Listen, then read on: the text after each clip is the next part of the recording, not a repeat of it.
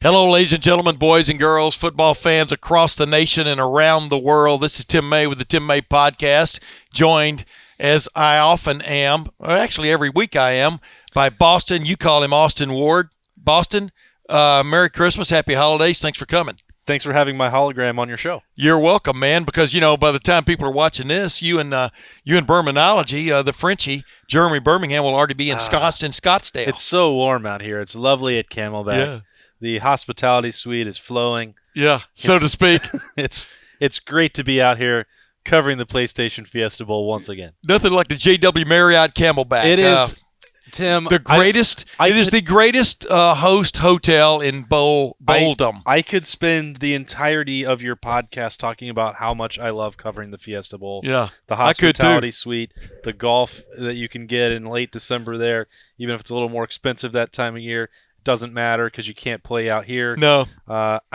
It's and then go hike. You can do anything. The Camelback Resort too. Just it's got it all, man. Well, like I said, Merry Christmas. Christmas came early for me on Selection Sunday. I guess we're going to find out. I'm gonna be joining you later in the week out there. For the build up to the college football playoff semifinal, otherwise known as the Fiesta Bowl.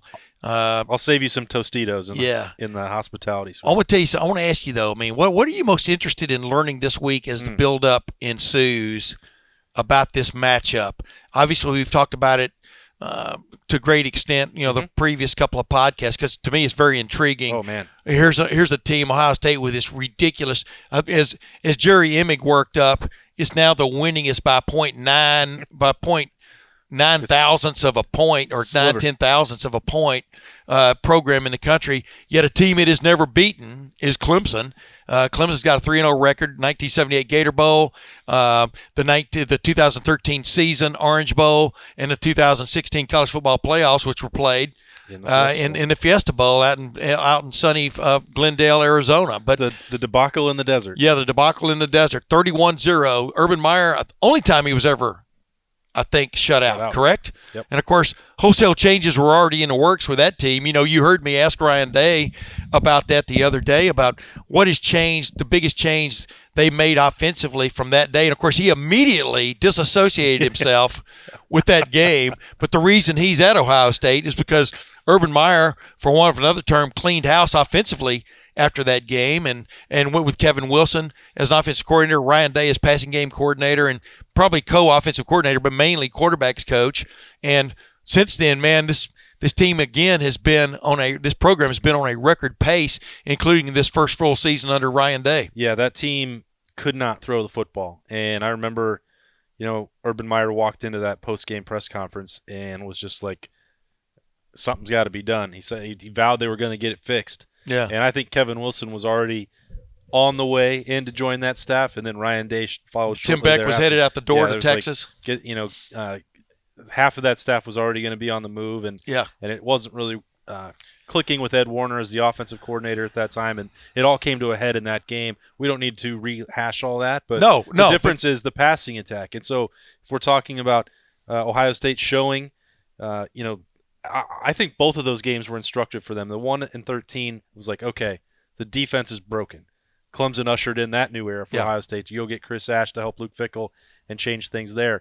The offense was broken in 16. Clemson exposed it. Ryan Day comes in, Kevin Wilson as well. Those guys completely overhauled the passing attack. So this will be the opportunity for Ohio State to say, 6 years later, the recruiting went in this area, the coaching went in this area. Here is the complete product. Yeah, and that's it, because 2016, J.T. Barrett, final years of starting quarterback.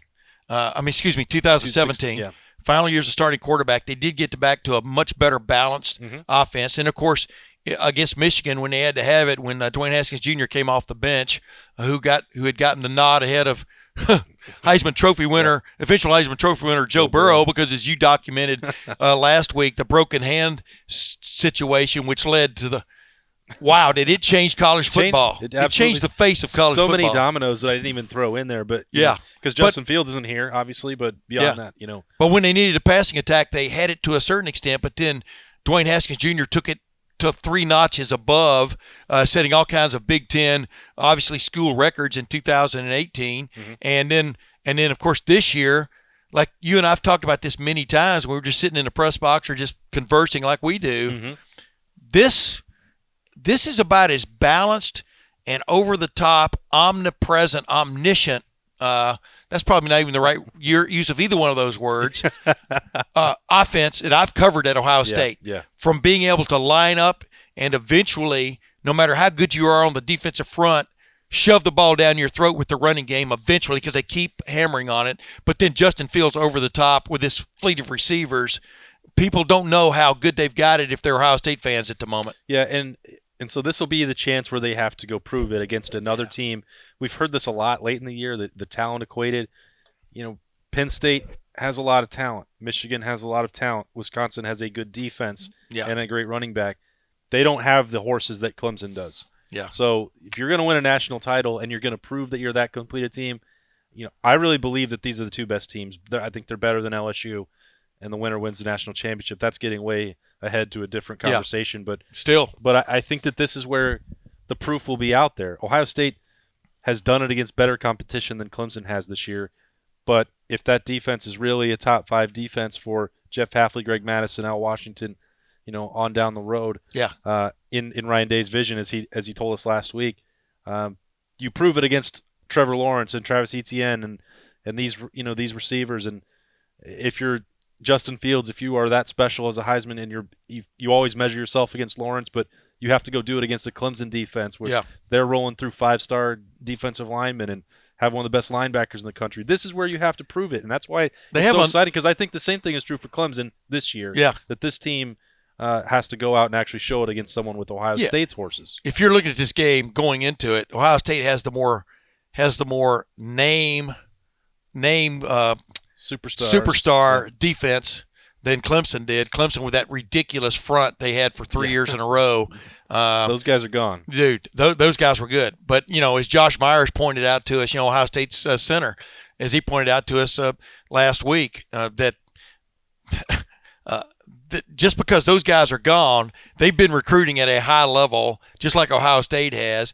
And there's some talent there on that Clemson defensive front. But anybody who's watched Clemson this year will tell you it hasn't been quite as dynamic. I mean, they used Isaiah, Simmons. Their linebacker. He's kind of their point man when it comes to like harassing the passer, et cetera. I think he leads the team with 7 sacks. He's gotten a lot of publicity for that. Yep. That pales in comparison to Chase Young with 16.5. It's been on hold now for 2 games, but Chase Young champing at the bit, maybe going against Jackson Carman. But that'll be an interesting – talk about that storyline. Yeah, that'll be an interesting matchup to watch, the one that got away for Ohio State at left tackle or tackle for Clemson. But the bottom line is they don't quite have the numbers Ohio State does defensively. I think Ohio State is an overall more talented defense. What's your take on that? I think that's probably correct. And more specifically, you talked about sort of the Chase Young factor in the front 7. I look at it with Lawrence in that Clemson wide receiving core, that this, as I talk about the prove it moment, if you're BIA, if you think that's DBU, all these acronyms for Ohio State secondary, Jeff Okudah, Sean Wade, and Damon Arnett, go prove it. Yeah. Jordan Fuller, obviously he's part of that as well, but those guys are going to be in a lot of one-on-one matchups, I think. They're going to have to win them, as Trevor Lawrence can beat you in a second.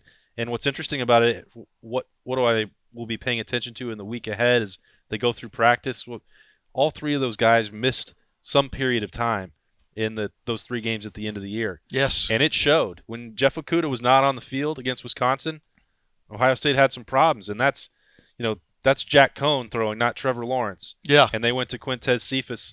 I like the way you said that. I mean, that's Jack Cohn throwing, not Trevor Lawrence. And I, no offense, Jack Cohn, but nobody's talking about you being the number 1 pick in the 2021 draft. Right. So he showed a lot of moxie in that game, though. They told him, you could tell they told him, man, you've got to run. And if you run, it's going to open things up for you. Yeah. I mean, I like their approach. He had a really good game. Yeah. And there might be, brighter future for him moving forward. I don't need to talk more about Wisconsin. Yeah, we're done with that. But the point is, so Okudah misses that stretch. Defense is not the same. Sean Wade not on the field against Michigan, and I don't think close to 100%.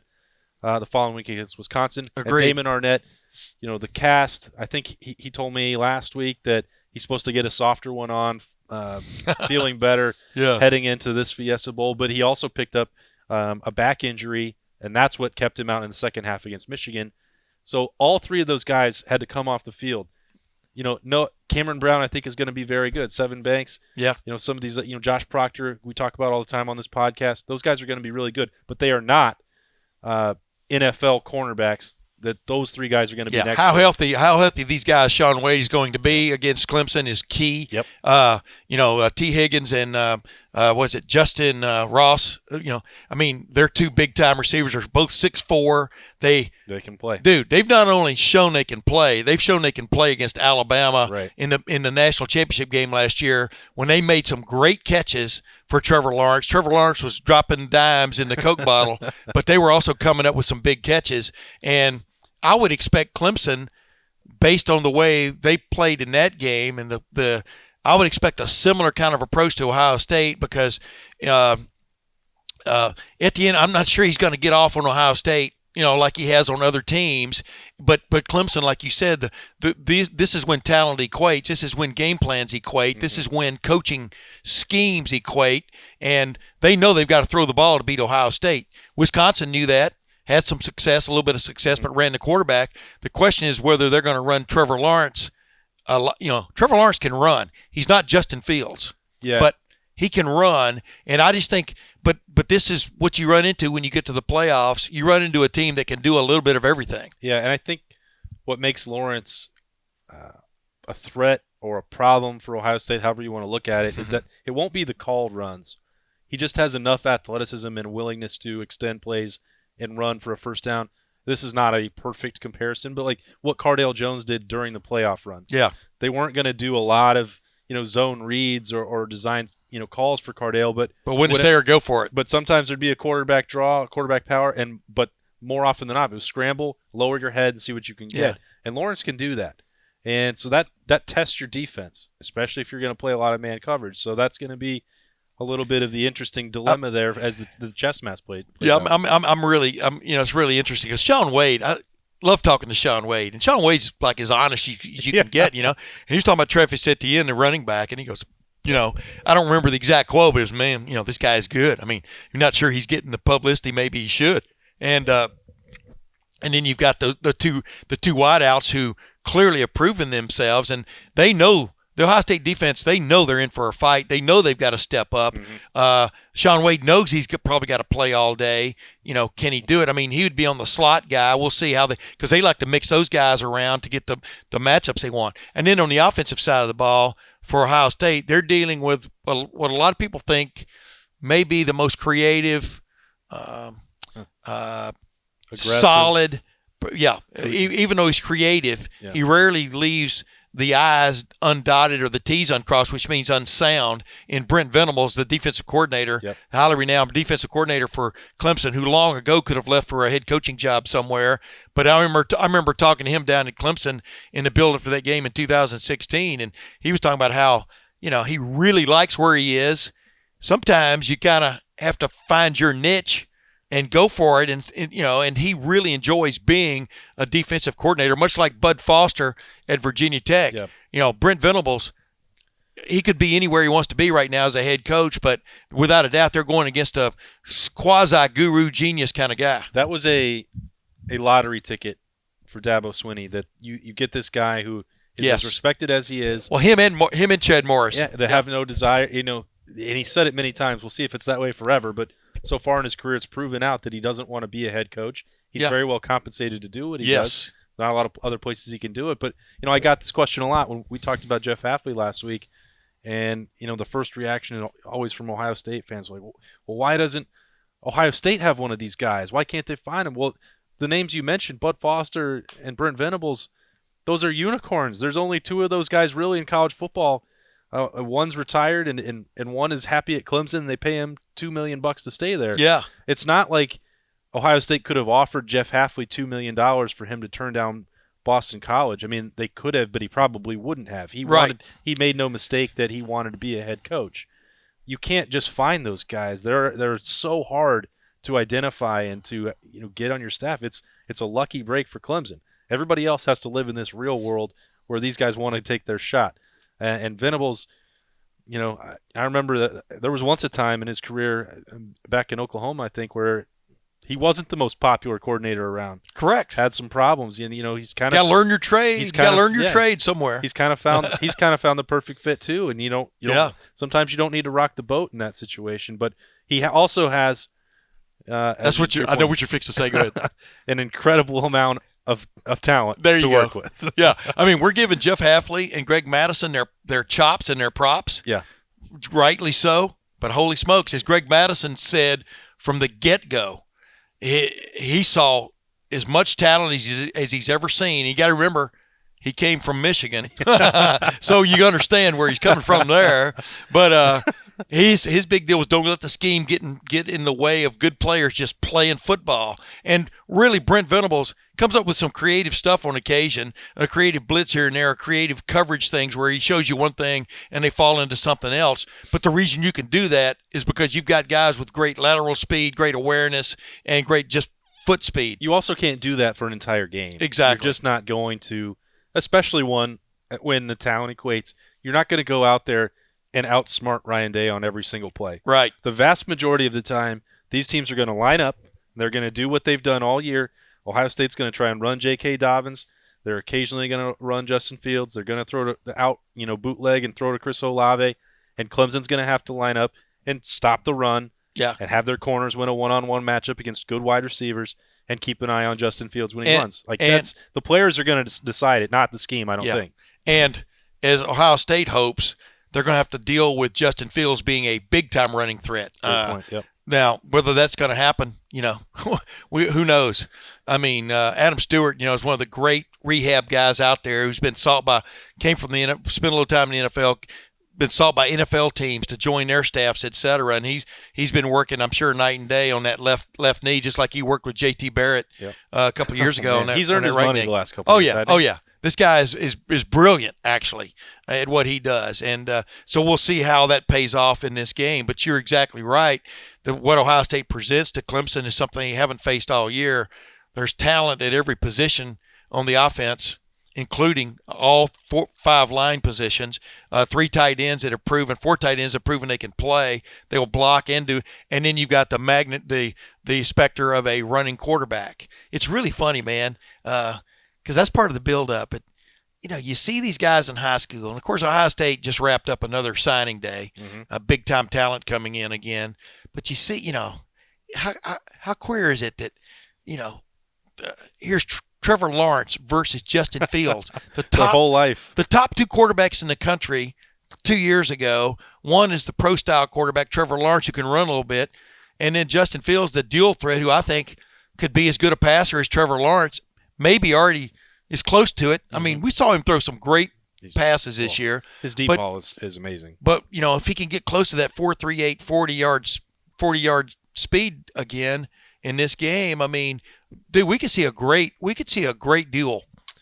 I think we will. I hope we will. It'd be a lot of fun to watch these guys and see some of that, thinking back to the Elite 11 and see that come to life on this stage. That's going to be another thing to watch the next couple of days because, back in New York for the Heisman, Justin Fields was talking about, the treatment he was trying to, wrap up the knee when he got rare off moments in his hotel room and getting on an exercise bike. And, that was just to get rid of the bulky knee brace. And then you go through another week of practice and you're trying to get closer and closer. He doesn't want to play with one at all.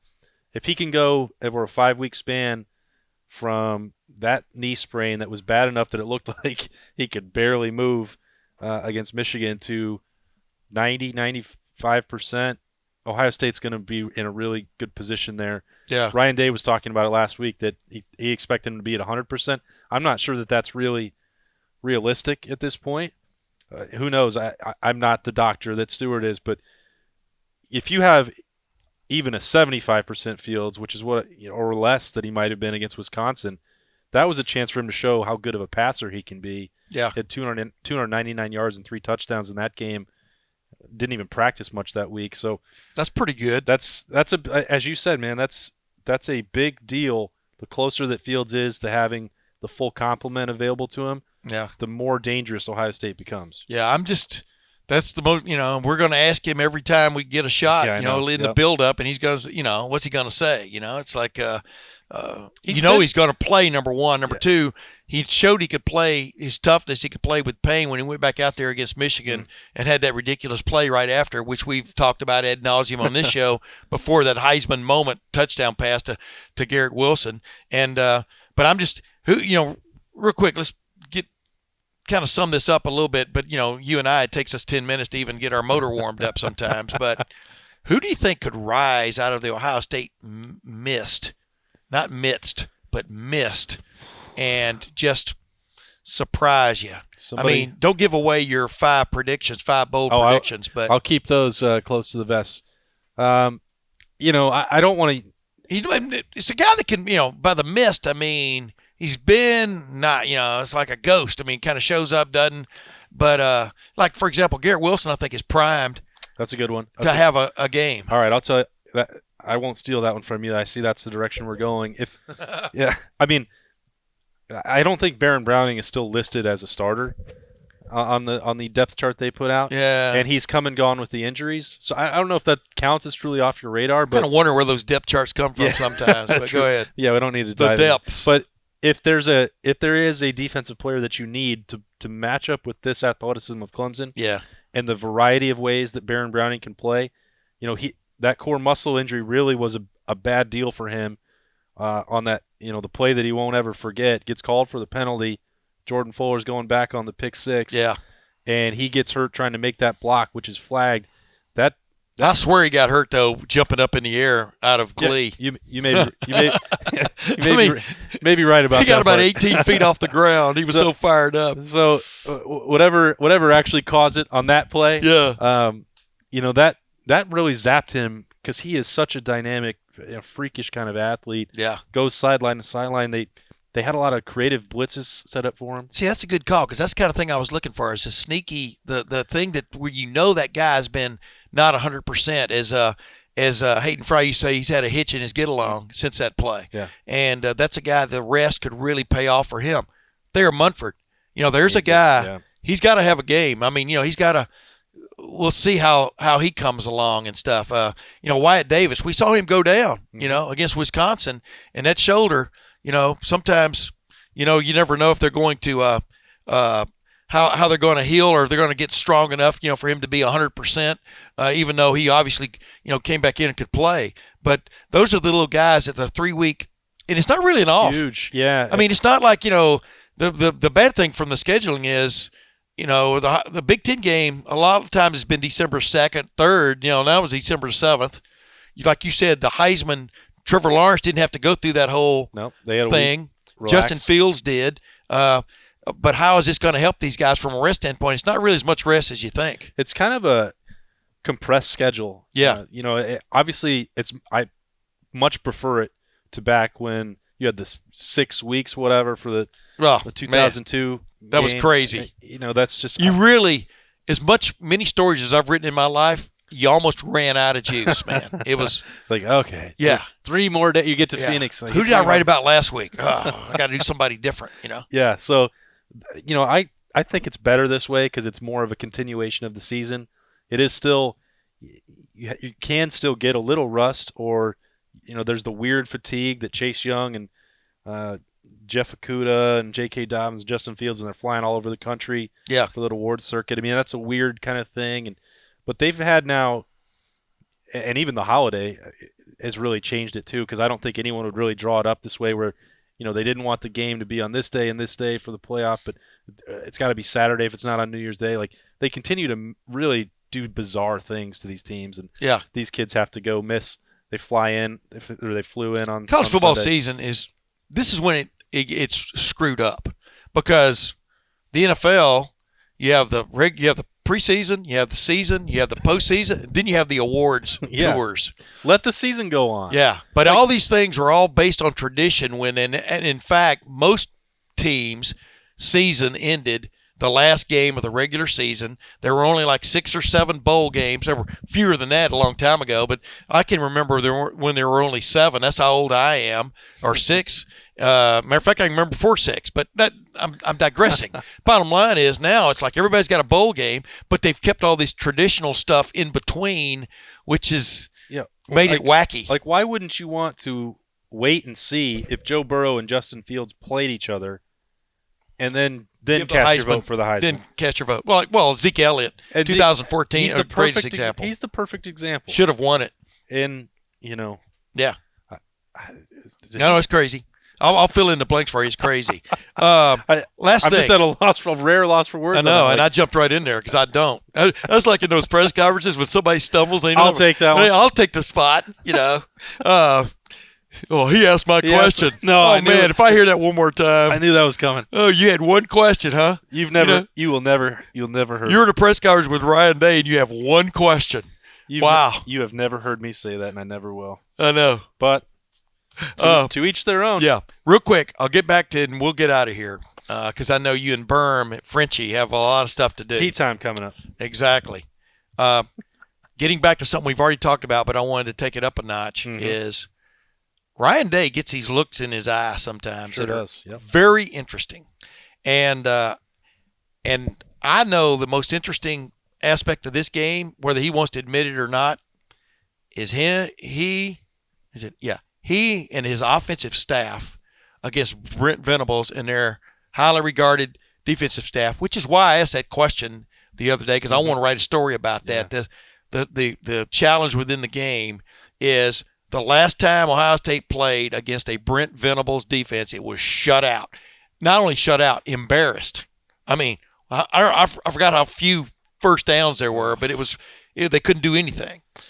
What we know about Ryan Day is Ryan Day has had an answer to almost any puzzle, any question you put in front of him. He and the offensive staff and Justin Fields have been able to find answers. Yep. Don't you agree that he is champing at the bit for this challenge? I think that he doesn't publicly talk about this kind of stuff that much. He hasn't wanted to reflect on what. But you've seen that look in his eye like I have. And I think he's aware of the significant milestones or the things that he can add to his resume when they happen. He might not verbalize it. He might not even talk about it afterwards. But the Don Brown thing that you wrote about before, the Michigan he was aware of that. It was also brought to his attention. The challenge internalized and what that meant to for him to win in his first edition of the rivalry. Yeah. And to do it in the fashion that he did, how that impacts his career and the way he's perceived. He doesn't care, but I think that he understands the value, if that makes sense. That's a weird way of thinking about it. So absolutely. So if you're comparing now, he's hearing about 2016. He wasn't part of the game. It is a storyline that is worth paying attention to because that brought him to Ohio State. Exactly. And he's going to, no matter what happens, there's going to be a comparison on Saturday night to 16 to 2019, no matter what. Right. Either the offense still isn't good enough to beat Clemson, and Ryan Day didn't fix it, which is not really entirely a fair way to look at it, or look how far they've come because of Ryan Day. Yeah. And that stuff does matter to him. Yeah. To me, it's like one of those movies where the bank robbers work their way, break into a bank middle of the night, and they've got it all figured out, except the bank has a new safe they weren't counting on. How are they going to handle the safe? You know what this safe is. The last time you played against this safe, which Ryan Day was not part of, Ohio State didn't come close to finding the combination. And that's why, because I think this game, as good as Ohio State's defense has played, it has showed some gaps, let's put it that way, in its armor the last couple of games. And as talented as Clemson is on offense, it's hard to believe they're going to keep them quailed for an entire game. I'm talking about Ohio State's defense. They're not going to shut Clemson out. I'm really expecting. I'm not giving a prediction yet, but I'm really expecting something at least in the 30s, maybe both teams, because I think because this is now, man. This is a heavyweight fight. You throw haymakers, and you agree. Yeah, I think that you often have this. People go into this game and they look. It's like, there's two such good teams. Like, how's anyone going to score? Such good defenses. Yeah, like it's going to be incredible. Well, those are also really freaking good offenses. And you can be a good defense and still give up 24, 27, 30 points to Clemson or Ohio State and have really done something. You know why? Because as I've talked about a million times with you and others and on this podcast, when you go into a game like this, you've got to not just be willing to throw, you've got to throw the ball. Both teams have playmaking, game-breaking wide receivers they've proven that have been proven in big-time situations, and that's why you can still play. You can play great defense and give up a big play. You can play great defense and then give up a big play. And what they try to do is these big-time teams, like I said in big-time games, you try to shorten the odds for yourself by there aren't as many defenders when you throw a little fade out to the left side over here or a takeoff down the middle, or you run Jeremy Ruckert up the seam. There aren't as many Clemson Tigers to beat. You try. You definitely want to establish something in the running game, but you got to throw the ball. And what it'll come down to then, and that I think we kind of see eye to eye on the way the game could play out. You need 1 or 2 stops that are in the red zone. Correct. Force a field goal. You need Chase Young forcing a strip sack or some unexpected turnover, and you only have to do that 2 or 3 times. Yes. I'm not saying that Ohio State's going to score every time it goes up and down the field, but Ohio State's offense is going to score. Clemson's offense is going to score. Whoever can get 3 or 4 possessions to limit the damage or cut it out entirely, that's it. That's what you need in a big-time game. Who's going to be capable of doing it? I think, once you get down here to join me in person, we send both of our holograms back to Columbus. We'll have the score prediction. But I look at it, and 4 and 5 stars at every position. But the true superstars, I think Ohio State has more of them. Yeah. And the way that this season has played out, and Ryan Day has talked about it and really embraced that, it's a coaching cliche, but for the big-time players making the big-time plays in the big-time game, the elite players, I think there's just more of them that tip the scale for Ohio State. But you only need 1 or 2 of them. As you said, it's a cliche because it's true. Yeah, right. I mean, bottom line. Ladies and gentlemen, as always, I appreciate my moments with Boston. You call him Austin Ward. And we're going to have a good time out in the desert one way or the other, right, Boston? That's the way life. That's the way you have to approach life. I've already broke into the hospitality suite, cracked it open early for us. There you go. And I've got a little bit of a different take on life now. I mean, for a lot of reasons, and I enjoy these moments, man. You never know when you're going to get to experience them again. And speaking of that, you never know when Christmas. Have you got all your Christmas shopping done? I will.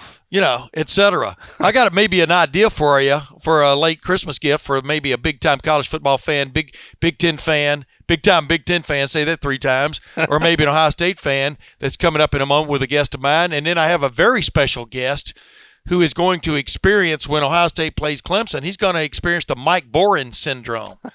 I'll get to that and more right after this.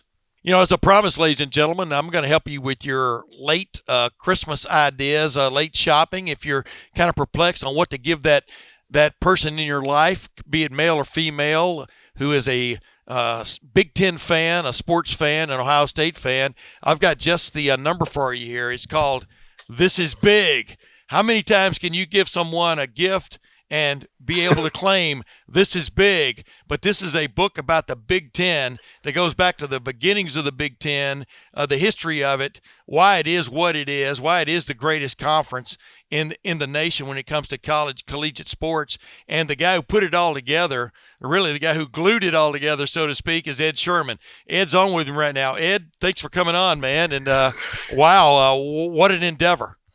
Yeah, great to talk to you, Tim. We go way back, obviously. We saw some of that history together. Yes.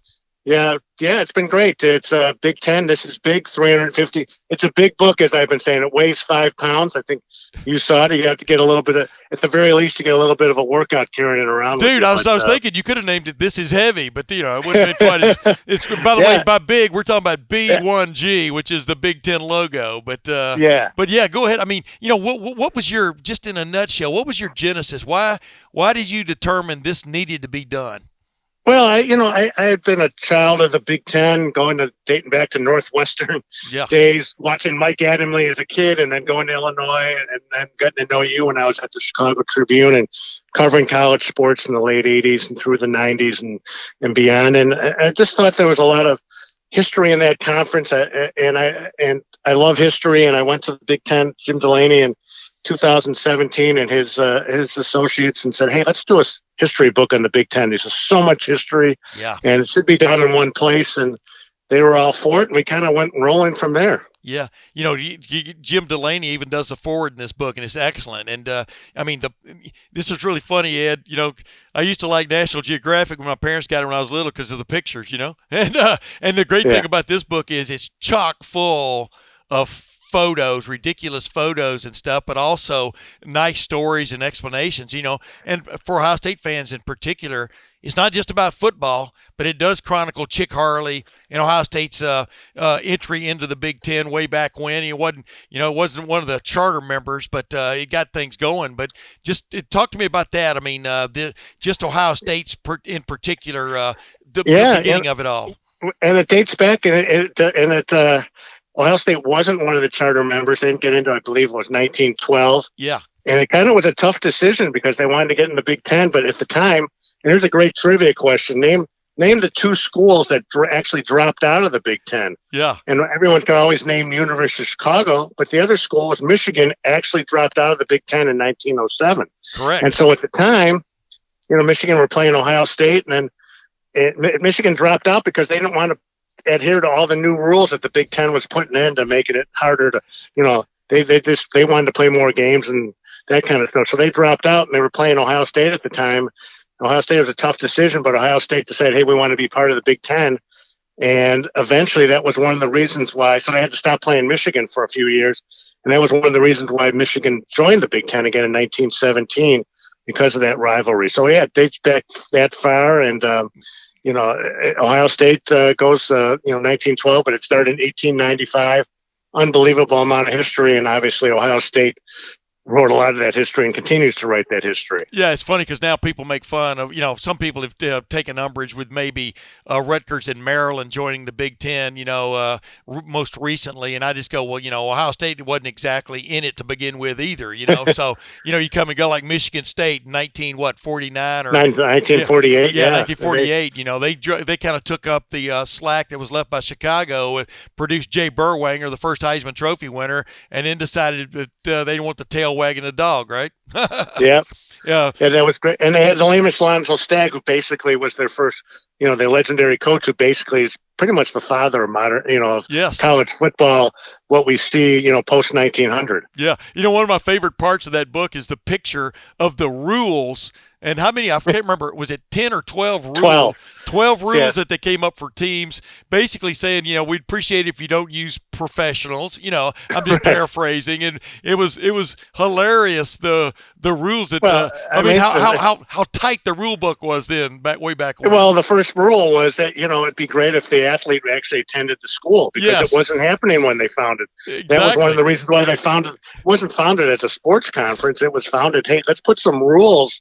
So guys aren't playing with 2 or 3 different teams, or obviously getting paid, or playing 8 years in a row for the same school. Yeah. I mean, not going to school. So that was why the conference was founded, and it kind of evolved. Then, hey, well, we're together on these rules. Let's play each other, and that's how it started. And it wasn't really known as the Big Ten until Ohio State joined, and then the newspapers called it the Big Ten.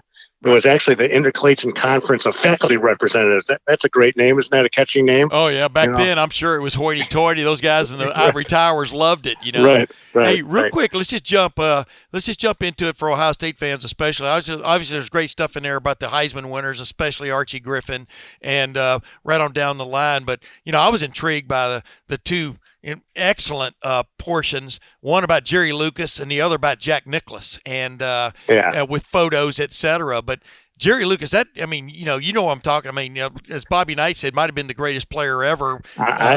Go ahead. Yeah, I think so. He's amazing. What he did, and should have won 3 national titles, and 3 Big Ten Player of the Years, and probably back then he only didn't win a 4th because freshmen didn't play back then. Yeah. He was such an amazing player, and winning it as a sophomore team with that great team with Havlicek, and they got some great pictures in there. You mentioned the photos.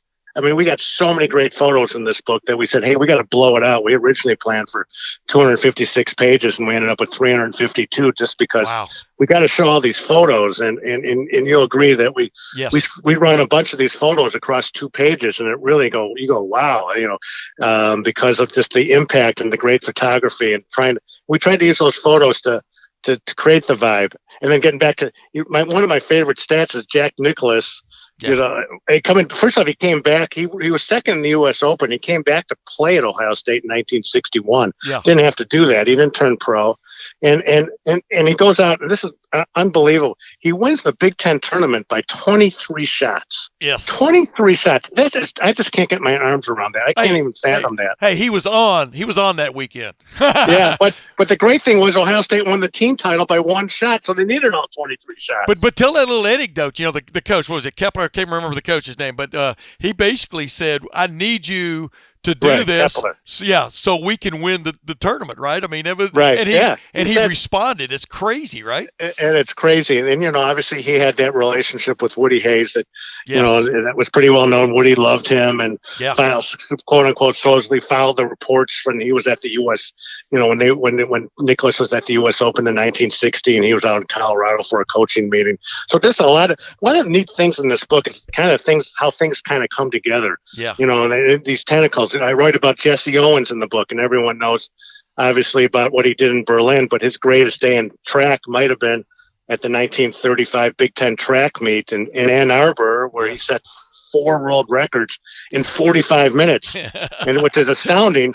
And who was in attendance that day? It was Gerald Ford was in so a future president of the United States was watching. Yeah. And it's just so amazing how they all cross together. 4 world records in 45 minutes. Top that, folks. Right. Yeah. Unbelievable. That's unbelievable. Well, hey, Ed, man, I appreciate you being on with me. Where can people get this book? Obviously, it's not in bookstores yet, but if they want to get their Big Ten. It's at big10book.com right now. And then you mentioned for Christmas, we're also hoping for birthdays, Mother's Day, Father's Day, 4th of July, a lot of things coming up.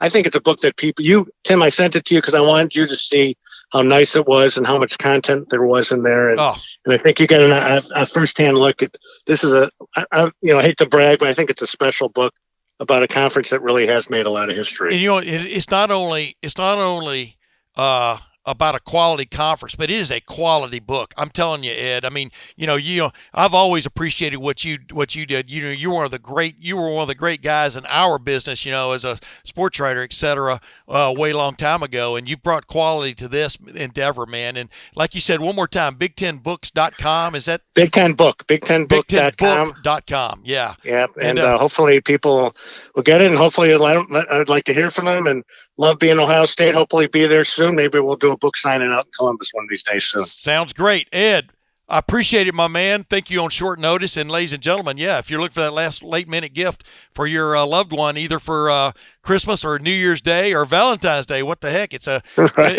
gift that'll keep on giving. Ed, thanks for being on with me, my man. Thank you. Ladies and gentlemen, we'll be back in just a moment with my second surprise guest of the day, but I think you're going to enjoy it. This guy is going to be channeling Mike Boren a little bit when the Fiesta Bowl comes to fruition. We'll be back in just a moment. And we're back, ladies and gentlemen. I promised you a special surprise guest, a fellow will be channeling Mike Boren this week. As you know, Mike Boren played at Michigan, and then he had 3 sons, one who enrolled at Michigan and decided to transfer back to Ohio State, and then 2 others, and became part of the folklore of Ohio State football. And lo and behold, I'm sitting here talking with Kirk Herbstreit. Kirk, how you doing, Kirk? I'm good, man. How are you? I'm good, man. How you like my idea of you channeling Mike Boren? Because few people have ever experienced the fact of basically spilling blood for one school, and all of a sudden your kids are at another school. Are you going to be torn this week as Ohio State gets ready to play Clemson, where your two sons are on the Clemson football team? No, I'm good. They're both redshirting. In Mike's case, he had his sons that by the time they were done, they were heavily involved and starters and doing what they needed to do. And I'll tell you, if it were 3 or 4 years, 5 years from now, and they were seniors and they were playing, and I'd probably be in a little bit of a different spot, a little bit of a different predicament. But I find it interesting. In fact, Dabo sent me a text the other day just saying how ironic it is that Jake and Ty, in their very first year at Clemson, or their first playoff experience, and here they are teamed up against the team they've been brainwashed to love, And my boys, they're identical twins.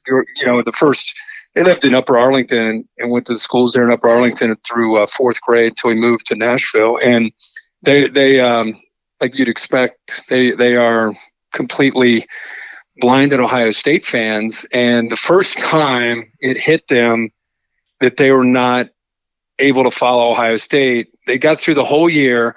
And then when Clemson played South Carolina, it was the same weekend as Ohio State and Michigan.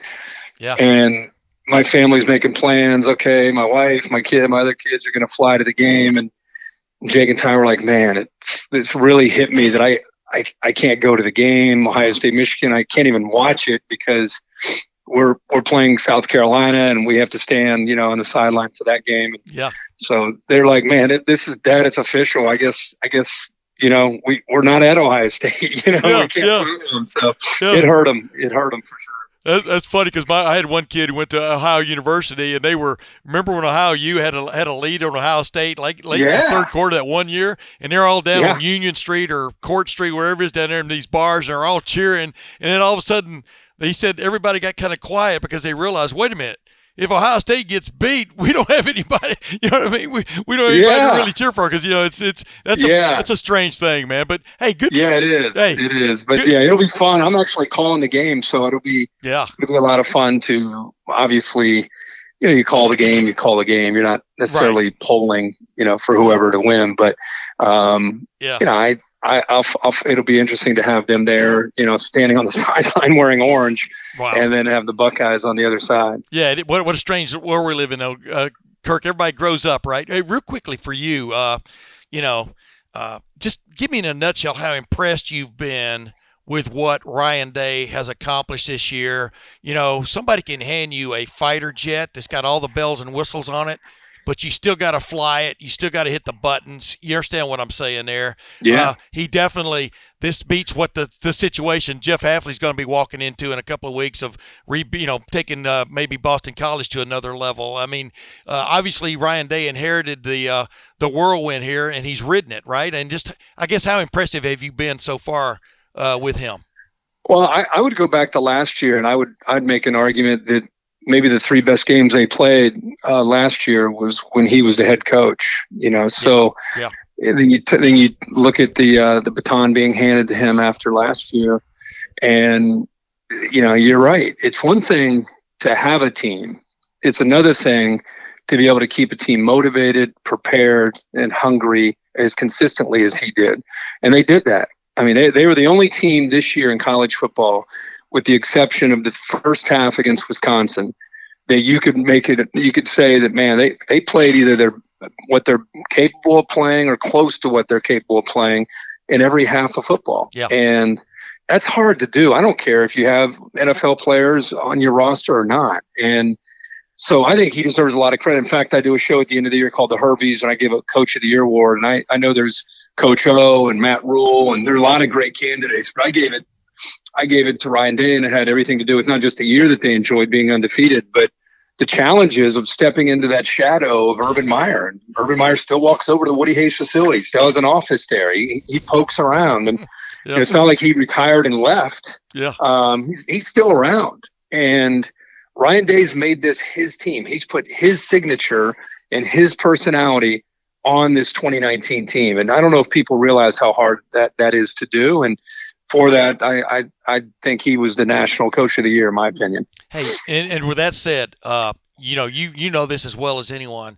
How great a job Dabo Swinney inherited a pretty decent situation when he suddenly was named the head coach, and basically flourished. But how great a job has he done in the modern era to take Clemson to the next level? Because they were never on. Danny Ford, won a national championship way back when, 82 or whenever it was. But Dabo, it's Ohio State, Alabama, Clemson, and maybe Georgia might be in the conversation, maybe Oklahoma, but you agree. I mean, this is the elite, right? Oh my gosh, yeah. I mean, and what he inherited was a team that was incredibly inconsistent and perennial underachievers. Yeah. They that term Clemsoning had everything to do with 1 week they would get up sky high. Just before Dabo got there, he was an assistant. They'd get up to play Florida State, and they'd beat them or give them a great game. Yeah. And the next week they'd play Georgia Tech on a noon game on Jefferson Pilot, nobody watching, and they'd lose by 30. That was Clemson. They'd finish every year about 8-4, and they'd go to the Gator Bowl or whatever bowl they'd go to, and nobody really took them very seriously. Yeah. And all of a sudden, Dabo Swinney went in there, and things just changed. They became a different team. I tell you, because I follow the team very closely, just because I follow all these teams very closely. But 2011, they played West Virginia in an Orange Bowl, and they got beat 70-33 in an Orange Bowl. Yeah. And they fired their defensive coordinator, Kevin Steele, who, by the way, is at Auburn right now doing a great job. But they hired Brent Venables. And in 2012, they had a good year. And at the end of that year, they played LSU in a bowl game, and they won it on a last-second field goal. And if you would go back from 2012, think about how many years you're talking about. Yeah. Talking about 8 years. 2012 to this year, Clemson's team is as good, if not better, than anybody else in the country when it comes to overall winning percentage and what they've done in their bowl games. I mean, they think about some of the behemoths that they played and lived to tell about it. I just told you about LSU. They beat Ohio State the next year in an Orange Bowl. Yeah. They ended up playing Oklahoma a year after that, beat them 40-6. Played Alabama in a national championship after they blew out Oklahoma in a semifinal. Yeah. Lost to them by 5.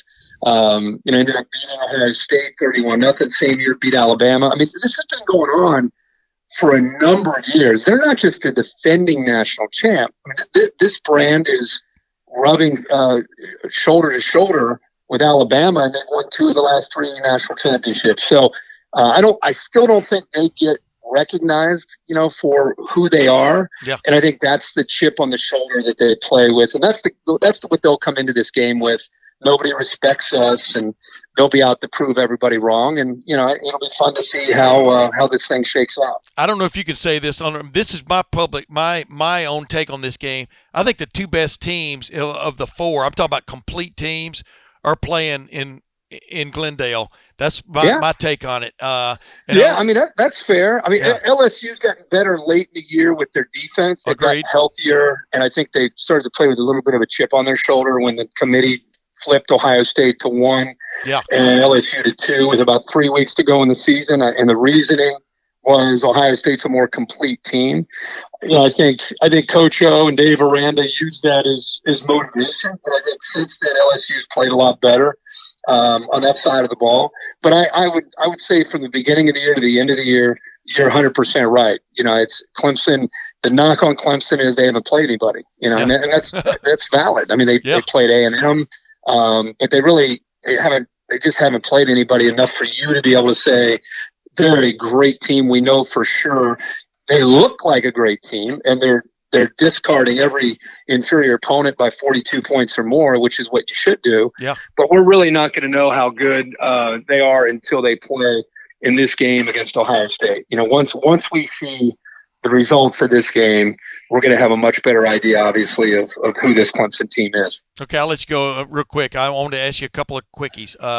What's the most intriguing specter of this game coming up from your standpoint? I'm just throwing it out there. Mine is the 2 best quarterback prospects of the 2018 class going head to head. Are you kidding me? You know what I mean? Go ahead. I mean, I don't know if you agree. Yeah, no, I think that's a good one. They're both having great years, obviously, and it's a chance to see them go head to head. And I think there's just so many layers here. Like when I look at Ohio State and I look at Clemson, as much as the quarterbacks in the passing game get the highlights on SportsCenter, if Travis Etienne, who averages 8 yards a carry, can't get established, That's when Trevor Lawrence has gotten into trouble, forcing the ball into coverage and is throwing some picks. And their whole key in establishing their rhythm is they got to get him on track. Mm-hmm. If they get him on track, they're really challenging to stop. And I think on the other side with Ohio State, I think it's not just J.K. Dobbins. Let's knock on wood and hope that Justin's knee is better after a 3-week rest or getting rehab and rest, because I think his ability to run the ball in this game against Brent Venables' defense is essential. And you get the tandem of Dobbins one way or the threat of Fields the other. Make those defenders, especially the safeties and backers, have to respect that aspect of the offense. Then you get your one-on-one chances where Olave and company can make big plays in the pass game. So I think it's the running games of both these teams that are going to be very, very important. And if there's one specific matchup I can't wait till you see T. Higgins, number 5, and Justin Ross, number 8, in person. Yeah. They're very, very similar to Benjamin Victor as far as their height and weight. They're both about 6'5", very long arms, and have great length in the passing game. I can't wait to see Okudah and Wade and Arnett one-on-one against those receivers, because it's good against good. I mean, Wade and Okudah, we know he's going to be a first rounder. Those guys are first rounders, and Higgins and Ross are first rounders at receiver. Yeah. And because of the way they're built, I think Ohio State's one of the few secondaries, because of that length of those corners, that can hold up one-on-one. And I can't wait to see who wins that matchup, because that could go a long way as well, determining who wins the game. Amen. I mean, I just, and as I pointed out to my viewers earlier when I had Austin Ward on, these, Higgins and those are two guys that got it done a year ago against Alabama. I mean, made big plays in a big time game. Yeah.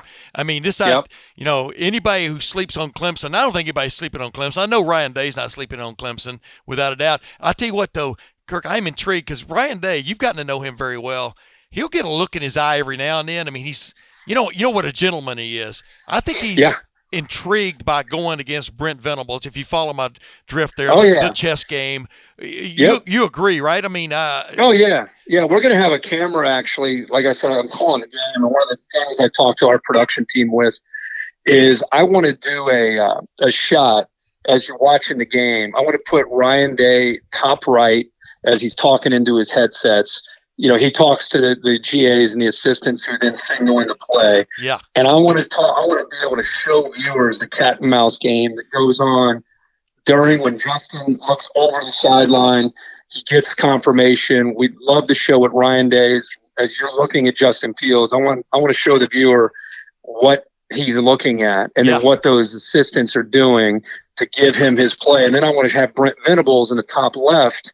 And I want to show people how he's reacting to what Ryan Day is doing, because what you just said is very accurate. This will be a chess match. Brent Venables is known nationally as the best defensive coordinator at getting the last call in after the offense makes the adjustment. And so offensive coordinators feel very challenged by him to sometimes go fast, to not let him do that, and other times try to go to the very last possible second. So we're going to try to give the viewer at home a little bit of a kind of a peek behind the curtain there to watch the play callers with Ryan Day and Brent Venables, to watch them go toe-to-toe and see how that plays out. And last thing, on the other side, you got Chase Young sitting there, finalist for the Heisman Trophy, 16.5 sacks, had no sacks the last 2 games of the year, but people aren't really paying attention if they think he wasn't effective, especially in that Big Ten championship game where he was still in on 6 tackles, et cetera. But is Clemson the kind of team you think that will challenge to block him one-on-one to begin with and then move to something else? I mean, that is the other matchup that you're kind of watching, and will that free up Devon Hamilton, Ja'Shawn Cornell, 2, in my opinion, totally underrated guys this year who've gotten things done on the inside for Ohio State? But what do you expect to see in a nutshell there? Yeah, I think you're right about the 2 interior players. I know they rotate a lot of bodies, but Cornell and Hamilton have definitely stepped up and have the capabilities of winning one-on-one. I think the strength of Clemson's defense is the interior. And I think the edges are somewhat of a concern in pass protection. Mm-hmm. I know Ohio State likes to move Chase Young around. I in this game, I think it'd be smart to keep him on the edge. Mm-hmm. I want to see how Clemson tries to offset his ability to take a game over, whether they use a tight end to chip. Trevor Lawrence is incredibly gifted, much like Justin Fields athletically. You know, you can see half rolls and boots and things like that to kind of move the pocket away from the potential threat of Chase Young. Yeah. You can also use the back to kind of chip on him. I think they're confident in who they are. They're not a program that necessarily will go into a game plan and think, oh boy, we've never seen anything like this. We've got to alter our game plan. I think they'll give their players early in the game a chance to just execute. Yeah. And then if it becomes obvious, oh boy, he is as good as, we thought, then I think you might see them come into, okay, let's go to plan B. And that's where I think you'll see tight end chips, half roll, boots. At times they'll read him, on a zone read, not even block him. Yeah. Just kind of read him to take him out of the game that way and make him make a decision to keep, the quarterback or take ETN. And there's different ways that I think they'll try to offset him. But Chase Young will be healthy and geared up. And, when he gets on a big stage, Chase seems to play his best game. But yes. I'm anxious to see how Clemson tries to slow him down for sure. Ladies and gentlemen, Kirk Herbstreit breaking down Ohio State Clemson, also getting ready to, like I said, whether he believes it or not, he's going to channel Mike Boren a little bit. Kirk, I really appreciate you being on my podcast, man, and happy holidays and Merry Christmas. Yes, sir. Same to you and everybody that's listening, and keep up the great work, Tim. You know how big of a fan I am. I know, man. I appreciate you all my career covering you guys. And like I said, man, you were one of my favorite guys I ever covered at Ohio State, and that's before you became famous, man. I will see you out there at the Fiesta Bowl. Yes, sir. Can't wait, buddy. All right, man. Ladies and gentlemen, that was Kirk Herbstreit. You all know him. Some of you love him. I mean, I've always liked the man myself. I always thought he tells it really the way it is.